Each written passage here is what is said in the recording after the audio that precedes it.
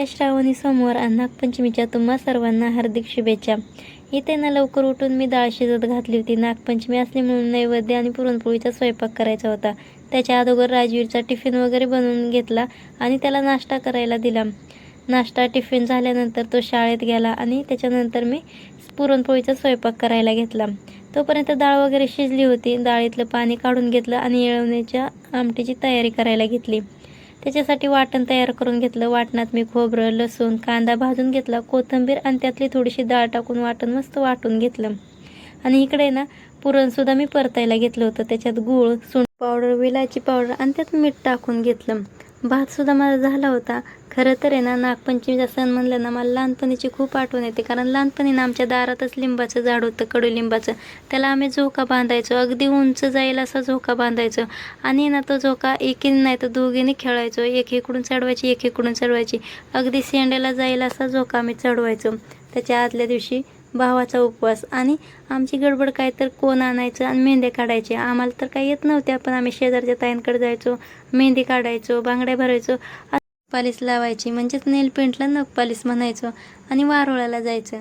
आदल्या दिवशी सुद्धा जायचं आणि दुसऱ्या दिवशी सुद्धा जायचं. इकडे ना मी आमटीची तयारी करून घेतली. त्याच्यासाठी तेल गरम करून चिरलेली कोथिंबीर टाकली, केलेलं वाटण टाकलं आणि गरम मसाला, घरगुती मसाला आणि काढलेलं पाणी टाकून घेतलं. मीठ आणि हळद टाकून घेतली. छान अशी उकळी येऊन दिली. आणि इकडे ना शिवांश लुडबुड करत होता, कारण त्याला खायचं होतं पुरण. पोळीचा स्वयंपाक म्हणलं ना, आम्ही सुद्धा लहानपणी अशी लुडबुड करायचो पुरण खायसाठी. त्याची अशी लुडबुड पाहून त्याचे पप्पा म्हणले मी त्याला थोडा वेळ खाली घेऊन जातो, कारण त्यांना पण हॉस्पिटलला जायचं होतं. मला सुद्धा पोळ्या करून घ्यायच्या होत्या. पटकन असं पुरण वाटलं आणि गुळवणी करून घेतली. आमटीसुद्धा तोपर्यंत उकळली होती. आणि पहिले नैवेद्य करून घेतले, त्याच्यानंतर पोळ्या करून घेतल्या. नैवेद्याचं ताट वगैरे भरलं आणि पूजा करायला घेतली. खरं तर आहे ना, आम्हाला बाहेर वारोळाला जायचं होतं, पण इथं कोकण भाग असल्यामुळं पावसाचं प्रमाण जास्त आहे, त्यामुळं आसपास कुठं वारोळ नव्हतंच. आणि आम्ही घरात पूजा मांडली. आणि ना मला नागनरसोबाचा फोटोसुद्धा भेटला नव्हता. आम्ही मोबाईलवरून प्रिंट काढून आणला होता. लाह्या पण अशा प्रकारच्या भेटल्या होत्या. प्रॉपर अशा लाह्या भेटल्या नाहीत, पण म्हणलं मनापासून पूजा केली ना ती महत्त्वाची. एकदम छान अशी पूजा मांडून घेतली.